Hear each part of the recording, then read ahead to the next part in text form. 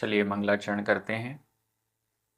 तिहुवणतिलयं देवं वन्दिता तिहुवणिन्दपरिपूज्यं वोच्छम् अणुपेहाओ भवीयजनानंद जननीयो। बोलिए श्री 1008 शांतिनाथ भगवान की जय। आचार्य श्री कुमार स्वामी महाराज की जय। आचार्य गुरुवर विद्यासागर समय सागर जी महाराज की जय। निर्यापक श्रमण मुनि पुंगव श्री 108 सुधा सागर जी महाराज की जय। हम सभी बड़े ही सौभाग्यशाली हैं जो हमें आचार्य कुमार स्वामी के द्वारा रचित महान ग्रंथ कत्तिगेयानुपेक्षा कार्तिकेयानुपेक्षा के अध्ययन का अवसर मिल रहा है। 12 भावनाएं विस्तार पूर्वक यहाँ पर हमें प्राप्त हो रही हैं। आज हम 2 गाथाओं का अध्ययन करेंगे। क्रमशः गाथा क्रमांक 144 और 145। दोनों गाथाएं लोक भावना के अंतर्गत हैं। पूरे 3 लोक में कौन से जीव कहाँ रहते हैं इत्यादि बहुत अच्छा वर्णन यहाँ आ रहा है। अगर हम इस वर्णन का अच्छे से अध्ययन करके चिंतन मनन करेंगे तो बहुत ही मन की एकाग्रता हमें मिलेगी। चलिए प्रारंभ करते हैं। गाथा क्रमांक 144 उच्चारण। लवणोए लवणोए कालोए कालोए अंतिम अंतिम जलहिम्मि जलहिम्मि आधमा पूरमा अंतिम जलहिम्मि अंतिम जलहिम्मि जलयरा जलयरा संति संति शेष समुद्देषु आधा पुरदा शेष समुद्देषु शेष समुद्देषु पुणो पुणो ण ण जलयरा जलयरा संति संति णियमेण णियमेण लवणोए कालोए लवणोए कालोए अंतिम जलहिम्मि जलयरा संति अंतिम जलहिम्मि जलयरा संति शेष समुद्देषु पुणो शेष समुद्देषु पुणो णजलयरा संति णियमेण णजलयरा संति णियमेण। बड़ी अच्छी गाथा। पूर्व की गाथाओं में बताया गया कि 2, 3 और 4 इंद्रिय जीव विकलत्रय सिर्फ कर्म भूमियों में ही रहते हैं। अब यहाँ पर जलचर जीव कहाँ रहते हैं? क्योंकि पूर्व की गाथा में ये थोड़ा सा संकेत दिया गया था कि जलचर जीव भोग भूमि में नहीं पाए जाते हैं। और पिछली गाथा में ये भी आया कि मनुष्य क्षेत्र से बाहर और अंतिम आधे द्वीप तक जघन्य भोग भूमि रहती है जो कि हैमवतक क्षेत्र के समान होती है त्रियंशों के लिए। अब और आगे बढ़ रहे हैं। जलचर जीव जलयरा संति दूसरे चरण के अंत में जलयरा जलचर संति होते हैं रहते हैं या पाए जाते हैं जलयरा जलचर संति हैं जलचर हैं। कहाँ कहाँ पर जलचर हैं? लवणोए लवण समुद्र में, लवणोद में, लवणोई, लवणोई, लवण समुद्र में। यहाँ पर अगर हम संधि विच्छेद करना चाहें तो कर सकते हैं। लवण उ ए, लवण ओ ए, लवण लवण ण में छोटा आ, ओ ए, इसका उ, आ और उ मिलकर ओ हो गया। लवण ओ ए, लवण उद में, उ अ, उद के लिए उ अ, और फिर इसमें सप्तमी विभक्ति का एक वचन लगा है ए, तो हो गया उ ए। लवण उ ए, लवण उद, लवण उद, उद यानी, वैसे तो उद का अर्थ उदक, उदक यानी जल, लेकिन यहाँ उदक, उद का अर्थ है समुद्र। लवणोद, लवण समुद्र, लवणोद, लवण समुद्र, लवण समुद्र में, लवणोए, लवण समुद्र में। जलयरा, जलचर संति होते हैं। लवण समुद्र में जलचर जीव होते हैं। और कहाँ होते हैं? कालोए, कालोए, यहाँ पर भी वैसा ही संधि विच्छेद करें। काल, ओ ए, उ ए, उ ए, ओ नहीं उ, काल उ ए, काल, ला में छोटा उ ए, उ, आ और उ मिलकर ओ हो गया। काल, कालोदधि, इसे कहते हैं कालोदधि। उदधि का शॉर्ट फॉर्म हो गया उद। उदधि का अर्थ होता है समुद्र। उदधि, उदधि, समुद्र, समुद्र, और उदधि का ही शॉर्ट फॉर्म हो गया उद। तो इन समुद्रों का नाम हो गया लवणोद और कालोद। कालोए, कालोदधि में, कालोदधि समुद्र में, दूसरे समुद्र में। लवण समुद्र पहला समुद्र है और कालोदधि दूसरा है। जम्बू द्वीप को घेरे हुए पहला द्वीप जम्बू द्वीप। इस जम्बू द्वीप को घेरे हुए पहला समुद्र है लवणोद, लवण समुद्र। इस लवण समुद्र को घेरे हुए दूसरा द्वीप है धातकी खंड। इस दूसरे द्वीप धातकी खंड को घेरे हुए दूसरा समुद्र है जिसका नाम है कालोदधि। कालोद, कालोद। इस पहले और दूसरे समुद्र में जलयरा, जलचर संति हैं, होते हैं। और कहाँ होते? अंतिम जलहिम्नी, अंतिम, अंतिम, अंतिम, जलहि, जलहि, जलधि, अंतिम जलधि, जलधि समुद्र, अंतिम समुद्र, अंतिम समुद्र में। अंतिम समुद्र कौन सा है? नाम आ चुका है, स्वयंभू रमण समुद्र। स्वयंभू रमण समुद्र अंतिम समुद्र है। तो इस अंतिम समुद्र में जलयरा, जलचर संति होते हैं।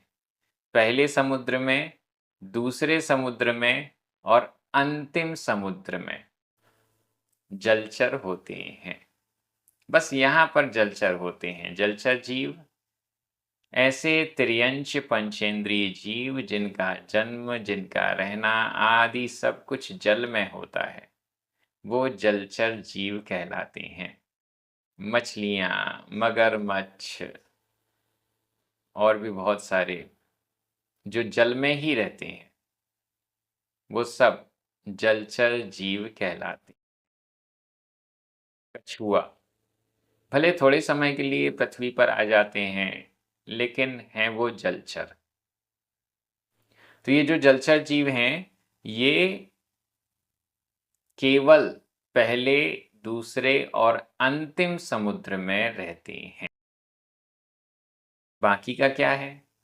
शेष समुद्रेषु, शेष शेष, समुद्रेषु समुद्रों में, शेष समुद्रों में, बाकी बचे हुए समुद्रों में, तीसरे नंबर से लेकर सेकंड लास्ट तक समुद्रों में, इतने सारे असंख्यात समुद्रों में, पुनो पुनः पुनः, और शेष समुद्रेषु शेष समुद्रों में, ण नहीं, जलयरा जलचर, संति संति यानी हैं, ऊपर भी आया नीचे भी आया, जलयरा जलचर न संति नहीं है। पुनो पुनः, और शेष समुद्रेषु शेष समुद्रों में, जलयरा जलचर ण नहीं संति होते हैं। नियमेण, एक शब्द रह गया। नियम से, नियम से, निश्चित रूप से, किसी भी दृष्टि से जलचर जीव शेष समुद्रों में नहीं रहते हैं। जलचर जीव सिर्फ पहले, दूसरे और अंतिम समुद्र में रहते हैं। ये एकदम क्लियर हो गया है। पहला, दूसरा और अंतिम समुद्र में रहने वाले जो जलचर हैं वो कर्म भूमि के जलचर हैं। पहला, दूसरा और अंतिम समुद्र ये भोग भूमि नहीं है, कर्म भूमि है। एक्चुअली भोग भूमि और कर्म भूमि ये तो भूमि के भेद हैं, और समुद्र भूमि होती नहीं है। फिर भी हम ये कह सकते हैं कि ये भोग भूमि का पैटर्न नहीं है, समुद्रों में कर्म भूमि वाला पैटर्न है। जैसे कर्म भूमि होती है, कर्म भूमि में जो जो व्यवस्थाएं होती हैं वैसी वैसी व्यवस्थाएं यहाँ जलचर जीवों के साथ समुद्रों में हैं। कर्म भूमि में त्रियंच पंचम गुण स्थान तक जा सकते हैं। इन समुद्रों में रहने वाले त्रियंच भी पंचम गुण स्थान तक जा सकते हैं। अंतिम समुद्र स्वयंभू रमण समुद्र, इस समुद्र में रहने वाले जलचर जीव सम्यक दर्शन भी प्राप्त कर सकते हैं, पंचम गुण स्थान भी प्राप्त कर सकते हैं। ये भी वर्णन शास्त्रों में मिलता है, आपको सुनकर आश्चर्य होगा। मनुष्यों में पंचम गुण स्थान वर्ती जीवों की संख्या की अपेक्षा त्रियंचों की संख्या कई गुना अधिक है, बल्कि असंख्यात कही गई है। असंख्यात जीव त्रियंच, असंख्यात त्रियंच, असंख्यात जलचर जीव पंचम गुण स्थानवर्ती होते हैं, चतुर्थ गुण स्थानवर्ती होते हैं।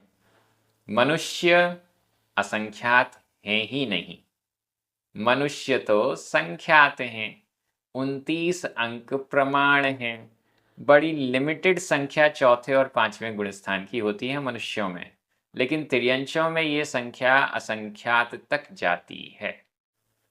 देवों में, नारकियों में चौथे गुण स्थान की संख्या असंख्यात है। पंचम गुण स्थान तो देव और नारकियों का होता नहीं है, लेकिन चौथे गुण स्थान वाले देव भी असंख्यात हैं और नारकी भी असंख्यात हैं।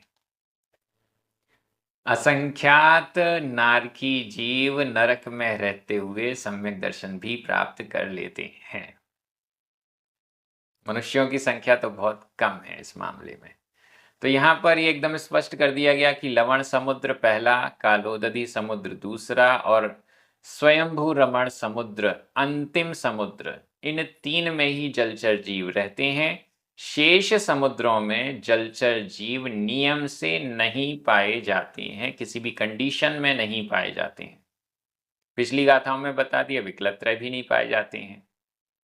तो इसका मतलब है जो शेष समुद्र हैं, बीच वाले समुद्र हैं, ये केवल जल ही होता है। इसमें कोई कीड़े मकोड़े, 2 इंद्री, 3 इंद्री, 4 इंद्री जीव नहीं होते।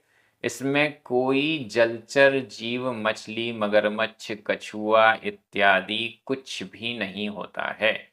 ये सिर्फ जल होता है, ऐसा हम कह सकते हैं। तो यहाँ पर ये गाथा पूर्ण हो गई है।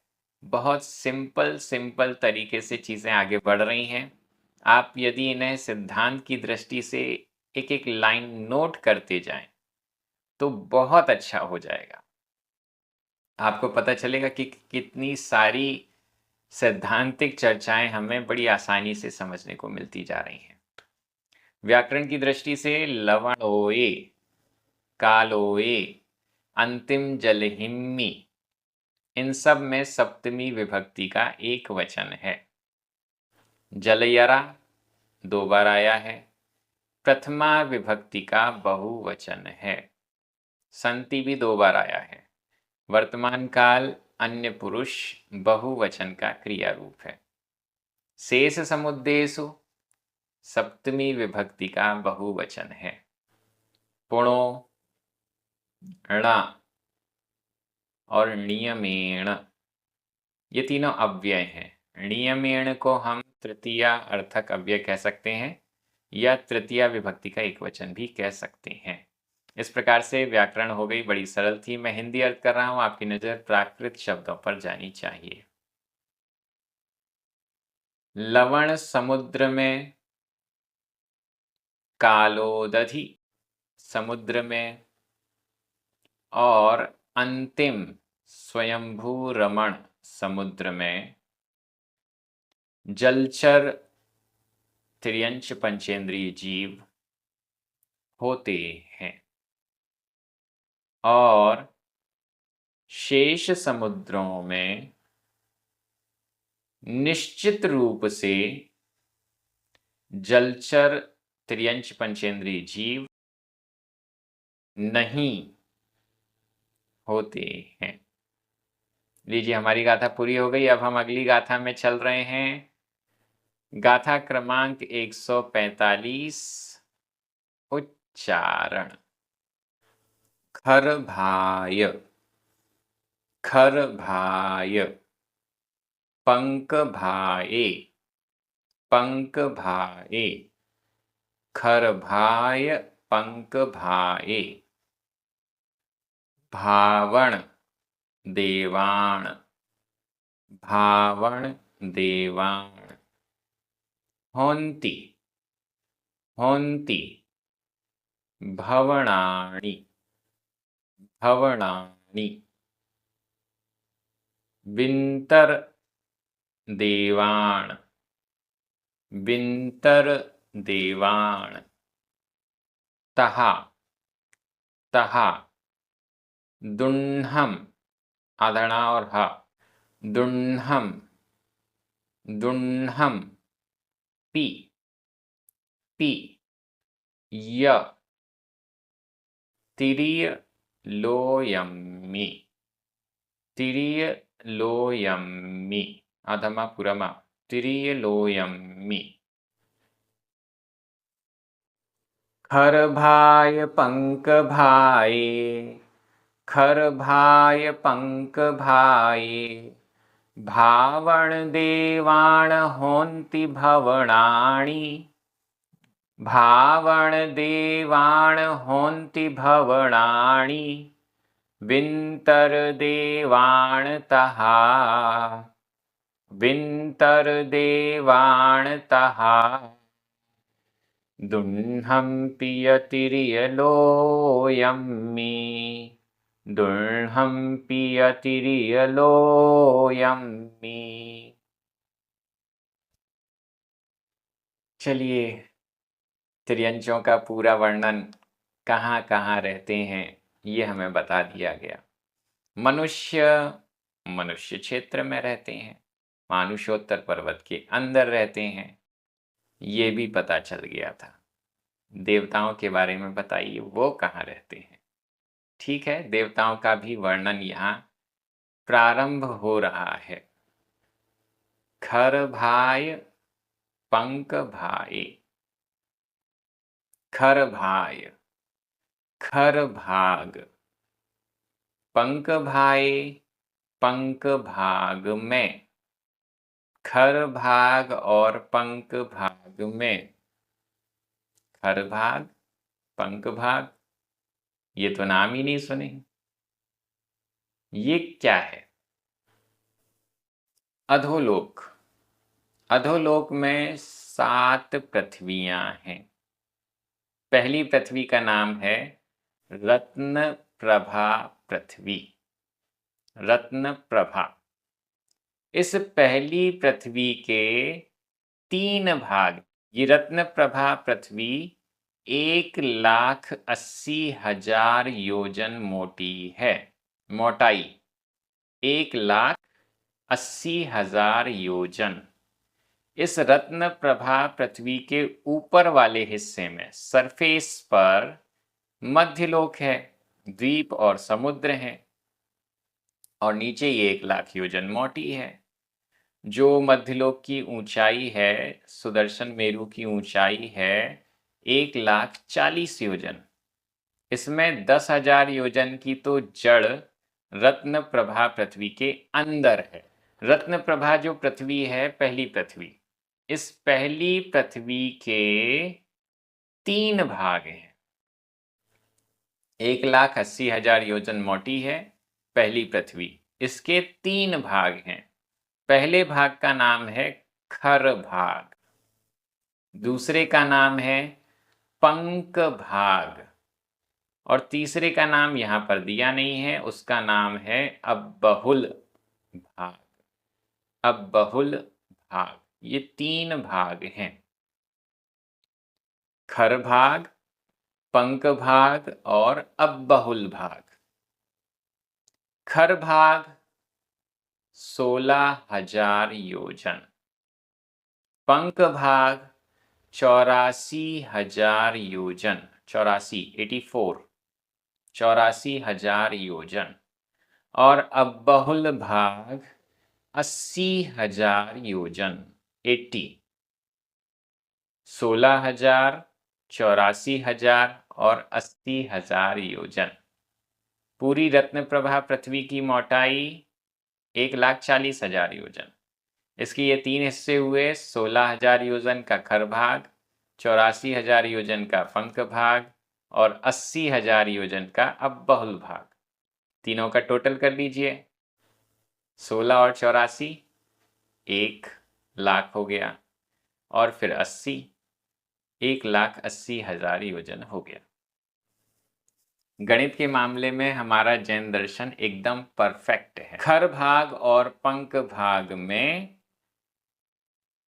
भावण देवाण, भावण देवाण, भावण देवों के, भावण भवन संबंधी भावण, भवनत्रिक नहीं, भवनवासी, भवनवासी देवों को भावण कहा है।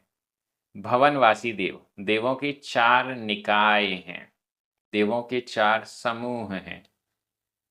भवनवासी, व्यंतर, ज्योतिषी और वैमानिक। तो पहला भेद भवनवासी।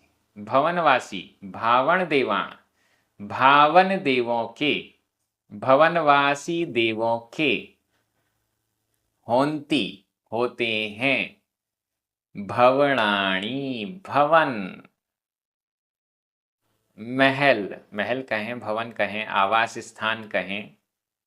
भावण देवाण, भवनवासी देवों के भवनाणी, भवन, होंती होते हैं। कहाँ पर होते हैं? खर भाग और पंक भाग में। अबहुल भाग में जो तीसरा पार्ट है, इस अबहुल भाग में नरक के बिल हैं। खर भाग और पंक भाग में नरक के बिल नहीं हैं। फिर से सुन लीजिए, अबहुल भाग में नरक के बिल हैं। नारकी जीव अबहुल भाग में रहते हैं, खर भाग और पंख भाग में नहीं रहते। खर भाग और पंख भाग में तो भावण देवाण, भवनवासी देवों के भवनाणी भवन होंती होते हैं। और आगे चलिए, विंतर देवाण, तहा तथा, तहा तथा, विंतर देवाण तथा विंतर व्यंतर देवाण देवों के, व्यंतर देवों के भी निवास स्थल खर भाग और पंख भाग में होते हैं। मतलब दो निकाय के देव हमको मिल गए, भवनवासी और व्यंतर। भवनवासी और व्यंतर दोनों के भवन या निवास स्थल खर भाग और पंख भाग में हैं। ये बात हो गई। इसको अगर हम थोड़ा सा और डिटेल में चलें, भवनवासियों के 10 भेद होते हैं और व्यंतरों के 8 भेद होते हैं।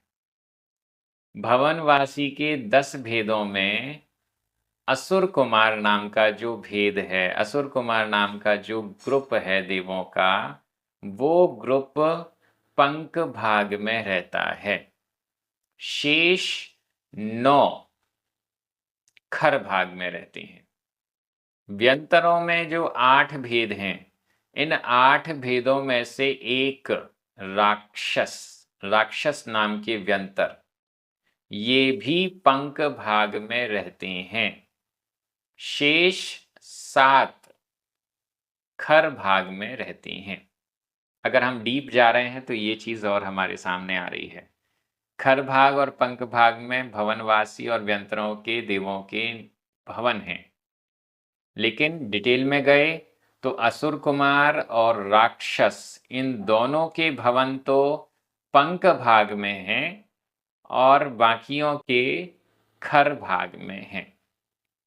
खर भाग 16,000 योजन मोटा है।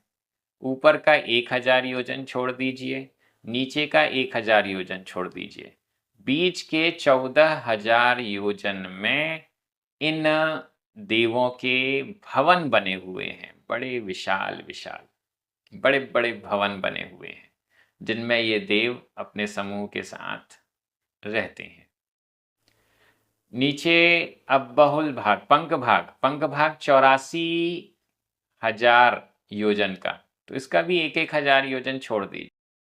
बीच के 82,000 योजन में असुर कुमार और राक्षसों के भवन बने हुए हैं, बड़े विशाल विशाल। अब बहुल भाग 80,000 योजन, इसका भी 1,000 योजन ऊपर 1,000 योजन नीचे छोड़ दीजिए। बीच का जो शेष 78,000, 78,000 योजन का भाग है, इसमें नारकियों के रहने के बिल हैं, गहरे गहरे। ठीक है, आगे और क्या लिखा हुआ है वो तो पढ़ें। दुंडहम्पी, दुंडहम्पी दोनों के भी, दोनों के भी, भवनवासियों के और व्यंतर देवों के, दोनों के भी, या और, पी भी या और दुंडहम्पी दोनों के भी, भवनवासी और व्यंतर देवों के निवास स्थल इसके अलावा तिरियलोयम्मी, तिरियलोयम्मी तिर्यंच लोक में भी हैं। तिरियलोय, तिर्यंच लोक, तिर्यंच लोक में अन्य अन्य जगह, तिरछे लोक में, तिरछा लोक मतलब मध्य लोक, तिर्यंच लोक में, तिरछे लोक में, मध्य लोक में और भी स्थानों पर भवनवासी और व्यंतर रहते हैं। भवनवासी और व्यंतर बढ़िया समुद्रों के बीच में उनके फार्म हाउस बने हुए हैं।